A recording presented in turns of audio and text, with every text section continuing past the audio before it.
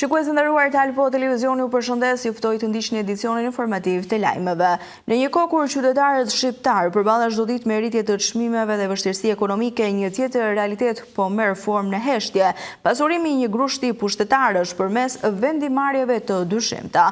Burimet e të dhëna tregojnë se një pjesë e konsiderueshme e fondeve publike shpërndahen përmes tenderave me mungesë gare reale, ku fituesit janë shpesh kompani të lidhura me politikën. Në një kohë kur qytetarët shqiptarë përballen çdo ditë me rritje të çmimeve dhe vështirësi ekonomike, një tjetër realitet po merr formë në heshtje. Pasurimi i një grushti pushtetarësh përmes vendimarrjeve të dyshimta. Burimet e të dhëna tregojnë se një pjesë e konsiderueshme e fondeve publike shpërndahen përmes tenderave me mungesë gare reale, ku fituesit janë shpesh kompani të lidhura me politikën. Këto kontrata të rënda, të fryera në vlerë, rëndojnë drejt për drejt bitakset e qytetarëve, duke kthyer buxhetin e shtetit në një mekanizëm përfitimi për pakicën. Ndërkohë, qytetarët përballen me çmime rekord për karburante dhe produktet bazë, ndërsa pagat minimale dhe pensionet mbeten ndër më të ultat në rajon.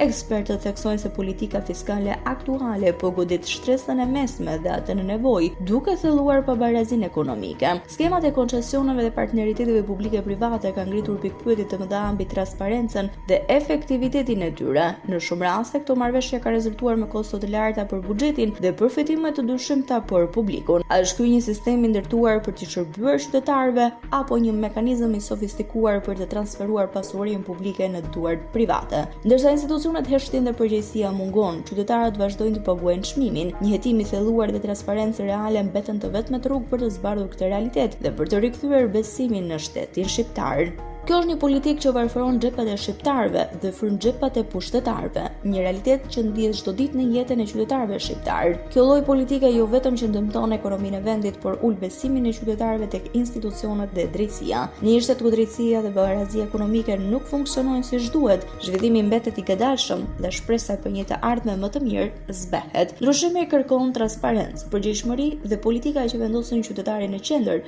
jo interesat e ngushta të pushtetit. Gjirokastra po shuhet dalgadal, jo nga koha, por nga etja e pangopur për pushtet dhe fitim. Qyteti i Gurit, i mbrojtur nga UNESCO, sot po trajtohet si një mall për të shitur pjesë. Ndërtimet pa kriter për gmijë si kërpulla mbi hapësirat publike, mbi historinë dhe mbi kujtesën, ndërsa banorët vendas po largohen jo sepse duan, por sepse po detyrohen nga kjo jetesë e vështirë. Gjirokastra po shuhet ngadalë, jo nga koha, por nga etja e pangopur për pushtet dhe fitim. Qyteti i Gurit, i mbrojtur si pasuri botrore, sot po trajtohet si një mall për të shitur cop-cop. Ndërtimet pa kriter po ngjihen si kërpulla mbi hapësirat publike, mbi historinë, mbi kujtesën. Aty ku dikur kishte obore, rrogica karakteristike dhe frymarrje urbane, sot ngrihen hotele të betonit që nuk i përkasin shpirtit të Gjirokastrës, por interesave të një grushti njerëzish të lidhur me pushtetin. Banorët vendas po largohen, jo sepse duan, por sepse po detyrohen. Pronat e tyre po zhvlerësohen dhe jeta po bëhet e papërballlueshme. Alternativa e vetme mbetet emigrimi. Në vend të tyre, qyteti po mbushet me investime të huaja dhe punëtor të importuar, ndërsa gjirokastritët mbeten spektatorë në qytetin e tyre. Çmimet rriten çdo ditë, por shërbimet bien. Nuk ka hapësira sportive për të rinjt, nuk ka ambiente të sigurta për fëmijët. Qyteti po zbrazet nga jeta reale dhe po mbushet me fasada turistike. Një skenografi për vizitorët, por një realitet i zymë për ata që jetojnë aty. Ndërkohë, fshatrat përreth po zhduken nga herta, pa investime, pa rrugë dhe pa shpresë. Një boshatisje e heshtur që askush nuk e ndal, sepse nuk sjell vota, nuk sjell fitim. Mediat, një pjesë më të madhe e heshtur ose arrestuar. Gazetarët që duhet ishin zëri i qytetit shpesh janë kthyer në mburojtje të pushtetit. Administrata është fryrë me militant, ndërsa zëri kritik shtypet ose injorohet. Kjo nuk është zhvillim, kjo është shkatërrim i organizuar. Gjirokastra nuk po humbet vetëm arkitekturën, po humbet identitetin, kujtesën dhe të ardhmen. Dhe nëse kjo vazhdon, shumë shpejt do të mbetet vetëm një kartolinë e bukur për turistët dhe një qytet fantazëm për ata që dikur e quanin shtëpinë e tyre. Jemi në këto momente me zhvillimet kryesore nga vendi.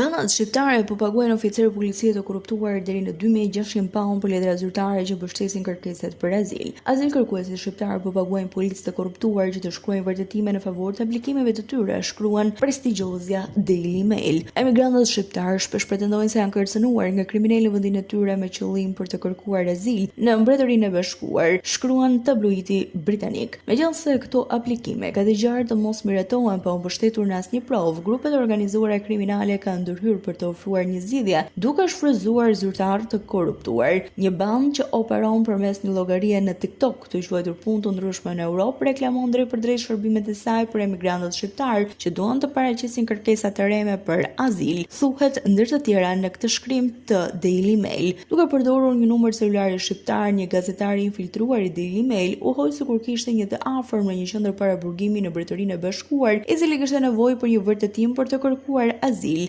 Përgjigjja erdhi brenda pak minutash duke ofruar një letër për 3.000 euro. Banda premtoi se dokumenti do të deklaronte se kushërir imagjinar ishte kërcënuar në Shqipëri dhe do të përfshinte në shkrimin vulën dhe emrin e plotë të shefit të policisë që i kishte lëshuar. Kur ju kërkuar prova një letri që banda kishte prodhuar më parë, të dërguan një dokument që bante emrin e një shefi policie në Korç. Më shumë se 17.000 shqiptarë kanë kërkuar azil në Mbretërinë e Bashkuar në vitin 2022, përpara se një marrëveshje për përshpejtimin e kthimeve ta ulte këtë shifër në 2648 në vitin 2024. Ministria e Brendshme tani e konsideron vendin të sigurt dhe ka refuzuar 97% të gjithë kërkesave në vitin 2024, megjithëse disa prej tyre mund të jenë apeluar me sukses.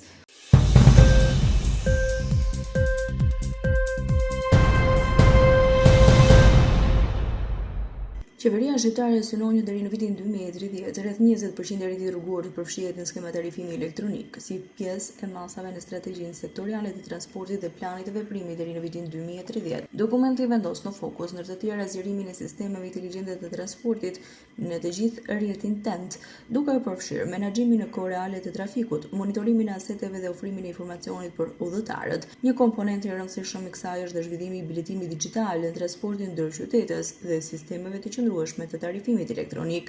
Në këtë kuadër, strategjia parashikon përgatitjen e kuadrit ligjor dhe teknik për tarifimin digjital të rrugëve. Qeveria parashikon që të krijohet një fond i veçantë që vjen nga pagesat dhe karikimet elektrike që do të shkojë për mirëmbajtjen e rrugëve.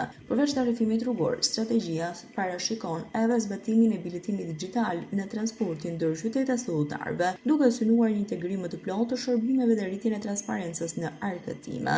Zhvillimet vijnë në kohë kur kanë lindur kompani të reja të lidhura me sektorin, disa prej tyre është enti kombëtar i operimit rrugor, ngarkuar me menaxhimin e rrugëve me pagesë, përfshir operimin e portave automatike dhe administrimin e sistemeve të tarifimit elektronik.